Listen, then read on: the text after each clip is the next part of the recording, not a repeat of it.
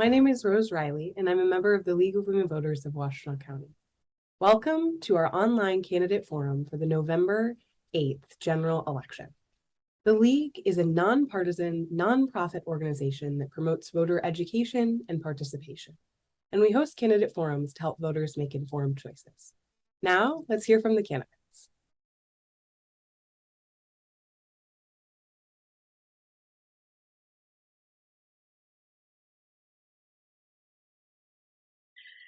Good evening. My name is Dee DeShawn, and I'm the moderator for this forum tonight. It is my honor to introduce one of the two candidates running in the November general election for Washtenaw County Board of Commissioners, District 7, Democrat Andy Labar. The other candidate, Republican Jonathan Smart, did not respond to numerous invitations to participate in this forum. So thank you, sir, for participating in this forum. And Mr. Labar, it's time for your opening statement. Dee, thanks so much for hosting tonight, and a big thank you to League Women Voters for the role you play, not just here locally, but throughout our democracy across the country. My name is Andy Labar. I have the privilege, honor, and responsibility of serving as the County Commissioner for the 7th District of Washtenaw County. That is basically the east side of the city of Ann Arbor proper. I've had that honor since my first election in 2012. Began serving in 2013. Have served in the 4 leadership positions on the board: chair, vice chair, working session chair, and ways and means chair. Human services tend to be the largest area of focus that I have at the Board of Commissioners table, but all issues are important, and most important to me is being a representative voice of my constituents. So thank you for having me here with you tonight. Thank you, Mr. Labar. So let's go to the questions. Question number 1 has to do with the use of federal funds. Washtenaw County will receive more than $70 million in federal American Rescue Plan funds. In July, the University of Michigan's Poverty Solutions Center evaluated Washtenaw County's use of these funds.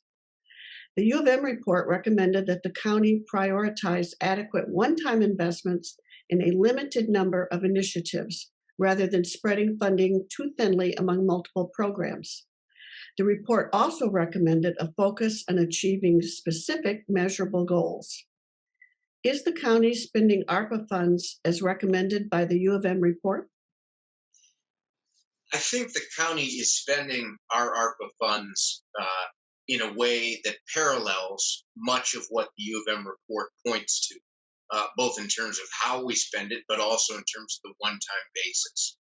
A lot of our focus has been obviously in response to COVID, but most particularly in terms of those areas of acute need. Those have primarily been 48197 and 98 zip codes, and trying to ameliorate some of the economic conditions that existed pre-COVID that have led to an unfortunately disparate set of human outcomes throughout the county. We are trying our best with those ARPA dollars to use them in a way that is transformative, but is not long-term in terms of its commitment, because those are one-time dollars.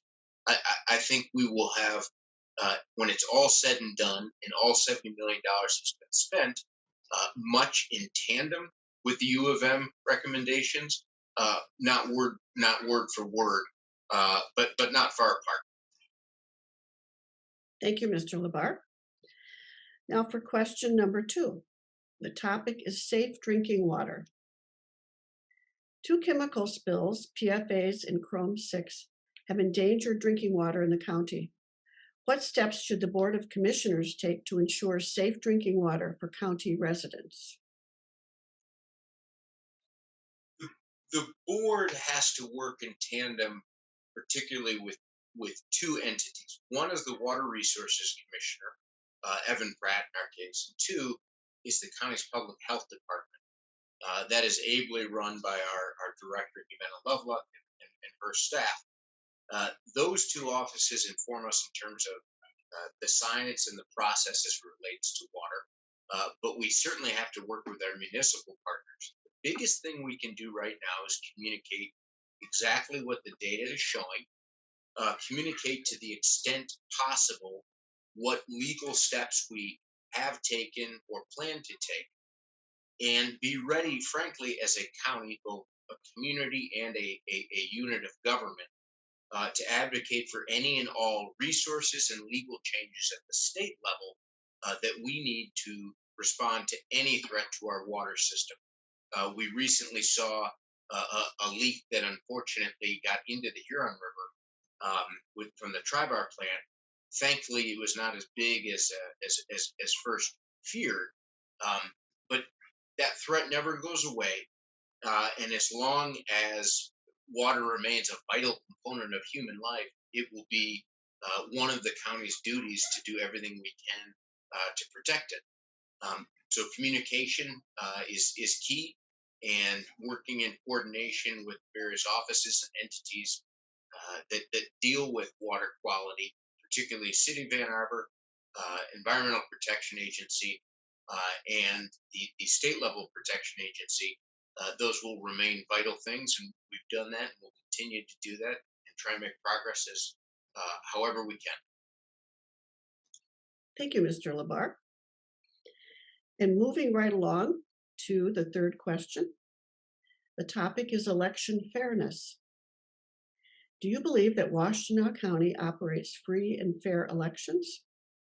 What additional steps, if any, should be taken to secure election processes and ensure public confidence in elections? Washington County runs fantastic, clean, and credible elections in every sense of the word. We are fortunate to have such wonderfully proficient technical staff in the clerk's office who ensure that we comply with not just the letter of the law but also the spirit. We are fortunate right now to have in the state of Michigan a Secretary of State Benson, who is also committed not just to the machinery of elections, but the intent and purpose as it relates to our democracy. What we need is action at the federal level to ensure that state legislatures, like ours here in Michigan, that are largely elected in primaries, and that many times do not represent the majority will of the voters, that they are not allowed, frankly, to legislate our small d democracy out of existence. That's a fear that's been brought to the fore for most Americans recently, but in states throughout the nation, has been an issue going on in the background, sadly for decades. I have no doubt in the fidelity of elections here in Washington County, as long as we have people running and in the Michigan legislature who refuse to even concede the legitimacy of a national election we just had with a difference of 7 million votes, then I fear that Lansing will always be looking to take away rights and to make it harder for every person to exercise their franchise. Thank you, Mr. Labar. And the next question. The topic is after effects of COVID-19. The COVID pandemic disproportionately affected Washtenaw County's least privileged citizens, especially those living in zip codes 48197 and 48198. Are there additional steps the county should take to address the effects of COVID on these residents? Yes, we need to continue to ensure that any and all public health resources are deployed and available in those two zip codes particularly. We need to ensure that our other human service departments, primarily mental health and community and economic development, also have those resources available for those jurisdictions. I think the key coming out of COVID will be to address not just the effects, but to try and impact the underlying conditions that multiplied the negative effects in those communities from COVID. Primarily, those relate to economic opportunity educational attainment, and basic life measures in terms of length of life and other demographic data.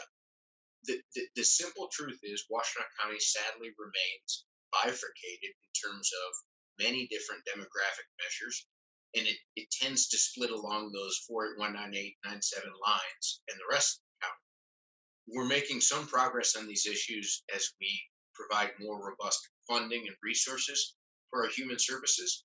But many of those, even when they're proactive, are still reactive to conditions that exist in the community. I think we'll make some headway with the work of our racial equity officer in terms of looking on the front end of county policy for how our actions will impact issues of equity, particularly racial and economic.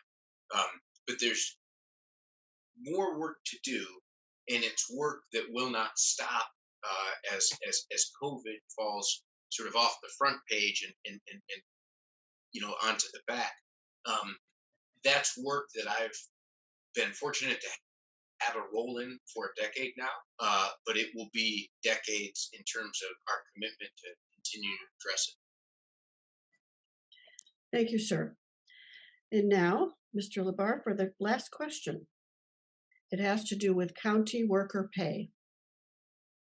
Recently, some Washtenaw County employees were on strike demanding higher wages. A 2020 compensation study for the county found that county worker pay lagged 7 to 12% behind market wages. What should be done by the Board of Commissioners to address this issue, and how would you pay for it? We are implementing the MAG study's recommendations to try and increase worker pay across the board, both unionized and non-unionized. The simple truth is, as long as Washtenaw County remains a creature of state government, which counties in Michigan are, we are somewhat limited just by virtue of the way this state produces revenue and allows counties to spend it. With that said, we have and will continue to work with our partners in labor to get as much as we possibly can in terms of not just pay, but also conditions generally of employment that are not just satisfactory, but hopefully optimal. We do have a great deal of competition with entities like University of Michigan, City of Ann Arbor, related other counties and municipal governments. And it's true that Washtenaw County has not been a leader of the pack lately.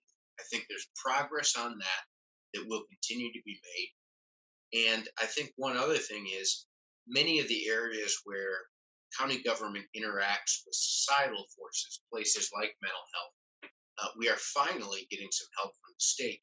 We were able to get retention and hiring bonuses for our CMH, our Community Mental Health Department. Those are good steps, but we need to do more. One of the biggest things that I would advocate we and any other member of the citizen do is talk to your state legislatures about the structural fixes we need in state government that impact county funding. Because at the end of the day, we are dependent on tax revenue that uses an outdated, in many ways, improper system. So we're somewhat limited in how we can address this challenge. Thank you, Mr. Labar. Thank you for responding to our questions. And now it's time for your closing statement. Well, just once again, I want to thank the League of Women Voters for all they do. County government is not exciting. It is not one that sort of has visceral appeal. It is, in many ways, the quiet, dignified work that goes on in the background of a civil society. We provide services that impact human beings throughout the span of their lives, but most often in those moments where they're in their moment of greatest need. It is a passion to me that this community cares so much about the members within it and the human services that serve them. As long as I am Washtenaw County Commissioner, I will do everything and anything in my power to make sure that we have the most robust, adept, and adaptable set of human services possible that we can offer our citizenry. I look forward to the term ahead, should I be reelected. I appreciate the chance to serve as in terms past. And I hope anytime any citizen here in Washington County, any resident, anyone has a question, they will reach out to me, email, cell phone, Twitter, you name it. Thank you again to the League for having me. Thank you, Mr. Labar, and thank you for participating in this valuable session. The League thanks the candidates and volunteers who participated in tonight's forum and community members who submitted questions. Please urge others to view our forums. Most importantly, please vote in the November 8th general elections, either by absentee ballot or in person.